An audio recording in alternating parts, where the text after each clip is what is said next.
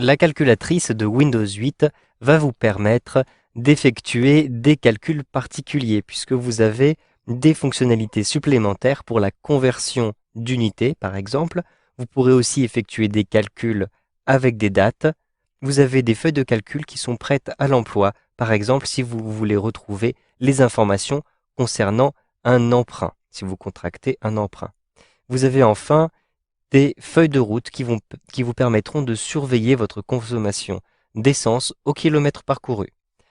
Tout d'abord, cliquez tout en haut à gauche dans le menu Affichage. Ensuite, vous allez retrouver en bas de ce menu la possibilité d'utiliser les conversions d'unités. Un simple clic à cet endroit-ci. Vous pouvez aussi utiliser le raccourci clavier CTRL plus la lettre U.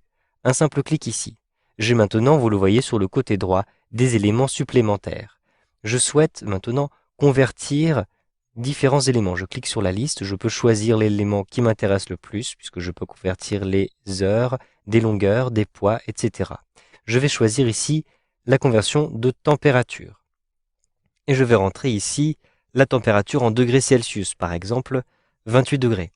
Maintenant, je souhaite convertir 28 degrés Celsius en degrés Fahrenheit. Je vais donc sélectionner dans la liste qui se trouve en dessous les degrés Fahrenheit, tout simplement, et j'obtiens le résultat juste à cet endroit-ci. Maintenant, je souhaite effectuer des calculs avec des dates. Je vais donc me rendre tout en haut à gauche dans le menu Affichage. En descendant un petit peu plus bas, j'ai ici la possibilité d'effectuer des calculs de date. J'ai un raccourci clavier CTRL plus E qui me permet de retrouver cette calculatrice. Un simple clic ici. Maintenant, j'ai la possibilité soit de calculer la différence entre deux dates, soit d'ajouter ou de soustraire des jours à une date spécifiée. Je vais ici calculer la différence entre deux dates tout simplement.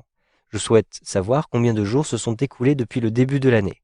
Donc je clique ici sur la liste et je vais retrouver le mois de janvier. Je peux simplement cliquer ici sur précédent pour revenir les mois précédents, donc en avril, en mars, en février et maintenant en janvier. Je vais choisir le 1er janvier. Un simple clic ici. Puis, je vais choisir ici le jour d'aujourd'hui. Je clique dans la petite liste et j'ai automatiquement le jour d'aujourd'hui qui est sélectionné. Si je sélectionne un autre jour, je peux tout de suite revenir au jour d'aujourd'hui simplement en cliquant sur aujourd'hui. Immédiatement, vous le voyez, le jour d'aujourd'hui est sélectionné. Je peux maintenant calculer la différence avec le détail des années, des mois, des semaines et des jours.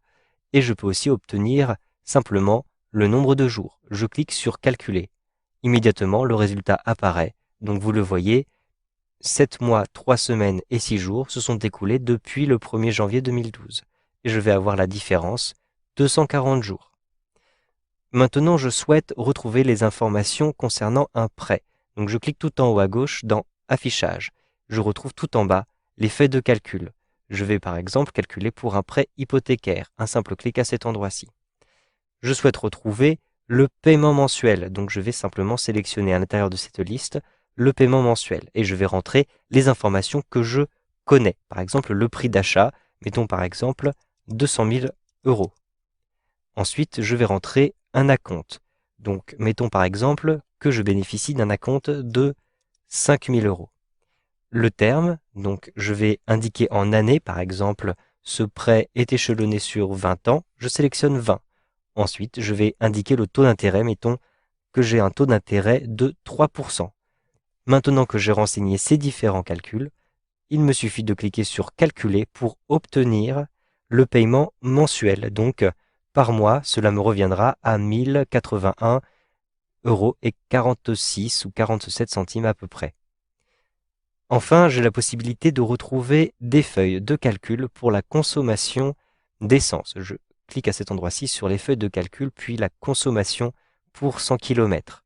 Ici, je vais indiquer la consommation donc de litres pour 100 km. Je peux changer si je le souhaite, par exemple, en retrouvant le carburant utilisé ou en retrouvant la distance. Je vais simplement calculer ma consommation.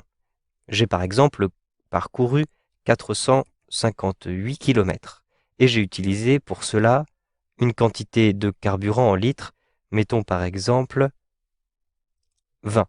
Ensuite, je vais choisir de calculer, donc un simple calcul, et j'ai effectivement, vous le voyez, le résultat de consommation pour 100 km. Vous savez donc maintenant utiliser ces différentes fonctionnalités de calcul qui vous sont proposées avec la calculatrice de Windows 8.